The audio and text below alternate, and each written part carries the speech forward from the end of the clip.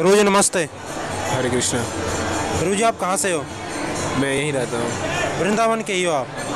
अच्छा, आप मतलब पढ़ते हो, मतलब कि श्री कृष्ण के भक्ति में लगे रहते हो?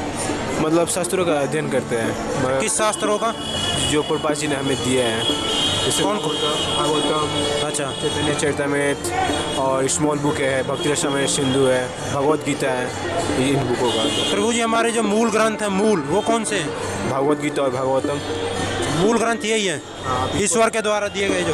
हाँ, आप इतना अध्ययन करें, आपको इतना अगर इतना भगवत गीता के टीचिंग्स को फॉलो करते हैं, अध्ययन करते हैं, आपका लाइफ सक्सेसफुल लाइफ है। लेकिन श्री कृष्ण तो कहते हैं कि वेद हमारे मूल ग्रंथ हैं। तो वेदों से ही लिया हुआ है, लेकिन वेद 4 वेद है। आप 4 वेद इतना अध्ययन नहीं कर सकते, इतना कैपेसिटी नहीं है कि आपको 80 साल है, 80 साल। भगवत गीता तो कर्म के विषय में बता दी, और के विषय में कौन बताएगा? नहीं, करने ऐसी नहीं है। भगवत गीता तो आपकी गलत कॉन्सेप्ट है। भगवत गीता हमें भक्ति के बारे में बताते हैं, हमारे सक्सेस, हमारे लाइफ पे। जिस भगवत अर्जुन है, अर्जुन इतना डिफिकल्टीज टाइम में था, फिर भी इतने डिफिकल्टीज में भगवत गीता के शिक्षा के ऊपर विचार किया। तो वो कर्म के विषय में बताया ना उन्हें, सिर्फ कर्म नहीं, भक्ति के बारे में बताया है। अच्छा, वो युद्ध अर्जुन को वो बता रहे हैं कि कैसे भक्ति करनी है, कैसे क्या करना है, कैसे करना है। उन्हें सिर्फ बताना था कि युद्ध कर, तू अपना कर्म कर, या और उन्हें और भी ज्ञान दिया? नहीं, वो युद्ध किसके लिए किया? पहले तो युद्ध करने से मना कर दिया, सोचा कि ये तो मेरे सामने मेरे परिवार वाले हैं, मैं इनसे कैसे लड़ाई कर सकता हूँ। तो फिर कृष्ण उनसे भगवत गीता ज्ञान देते हैं। वो कृष्ण के लिए लड़ाई करता है, तो कृष्ण के लिए, जैसे आप कृष्ण के लिए मंदिर साफ करिए, कृष्ण का नाम लीजिए, कृष्ण का प्रसाद लीजिए, कृष्ण के लिए लड़ाई करिए, वो भक्ति में आती है। कृष्ण के लिए भगवत गीता में कितने श्लोक हैं? 700। अच्छा, महाभारत में तो भीष्म पर्व में 45 अध्याय में 3 और 4 में श्लोक में तो बता रखा है कि 745 श्लोक हैं। अभी तो मेरे सामने जो भगवत गीता है उसमें 700। महाभारत में बताया कि भगवत गीता में इतने श्लोक हैं, 45 श्लोक हटाए गए हैं उसमें से। आप कहाँ, कौन से आचार्यों ने तो हमें जो दिया है, मैं उससे आप कर सकता हूँ। आप कौन से महाभारत पढ़ के आए, मैं नहीं बता सकता। आचार्यों ने मुझे जो बताया, मैं आपको वो बता रहा हूँ। बाकी आप महाभारत, कौन से महाभारत कौन लिखा है, कहाँ से आप पढ़ के आ रहे हैं, मुझे नहीं पता इसके बारे में। बाकी जो गीता पूरे दुनिया पढ़ रही है, और जो गीता में आचार्यों ने बताया है, मैं आपको वो बता रहा हूँ। ईश्वर के गुण कर्म स्वभाव जानते हो आप? आप अध्ययन करिए, पूरा भागवत में वही मिलेगा आपको।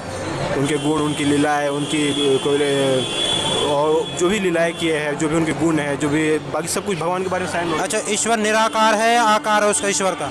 आकार है, निराकार है तो गलत, बहुत गलत कॉन्सेप्ट है आपका। अच्छा, आप एक जगह बैठे हो, आप वहाँ पे हो क्या?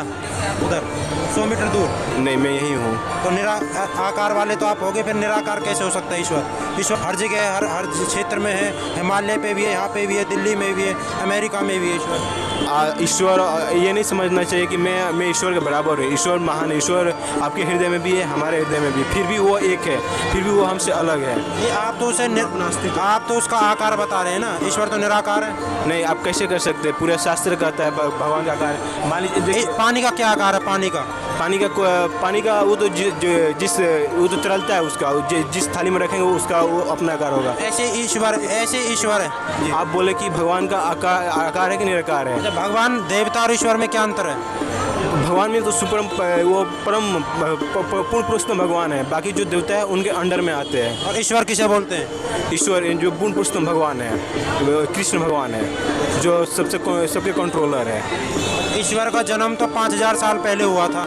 नहीं, ये गलत कॉन्सेप्ट है। वो भगवान कृष्ण अवतार लिए थे, वो उनका लीला है, वो अवतार लिए, उनका जन्म नहीं हुआ। उनसे पहले भी उनका अस्तित्व था, लेकिन वो अपने भगवान के भक्तों के लिए वो इस पृथ्वी पर आते हैं और लीलाएं करते हैं। ऐसा नहीं। अवतार क्यों लिया ईश्वर ने? अवतार अब अपने भगवान के भगवद गीता में बताते हैं कि भगवान कृष्ण अपने भक्तों को प्रसन्न करने के लिए अवतार लेते हैं। बाकी असुरों को तो मारने के लिए लेते ही है, लेकिन असुरों को वो तो प्रकृति के ठोकर से मार सकते हैं। भूकंप और ज़्यादा सूखा, ज़्यादा बारिश से हुआ, इन सब ठोकरों से मार सकते हैं, लेकिन फिर भी भगवान अपने भक्तों के लिए इस पृथ्वी पर अवतार लेते हैं।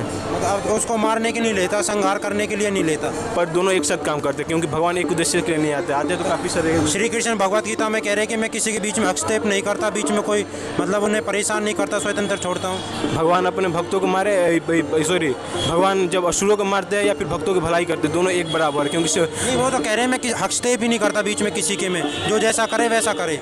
नहीं, ऐसा नहीं, ये गलत कॉन्सेप्ट है आपका। 18वें अध्याय के 46वें श्लोक में कहा है। नहीं, ये आपको शायद आप कहीं गलत जगह से अध्ययन करके आए। भगवान यहीं से लेके यहीं से अध्ययन किया, आप देख सकते हैं। ठीक है, मैं जरूर देखूंगा, लेकिन ऐसा तो नहीं है कि भगवान किसी के हस्तक्षेप नहीं करते। भगवान एक्चुअली लिए अपने भक्तों के लिए, जब असुर जब ज़्यादा बढ़ जाते हैं तब अपने भक्तों की रक्षा के लिए और असुरों के संहार के लिए जन्म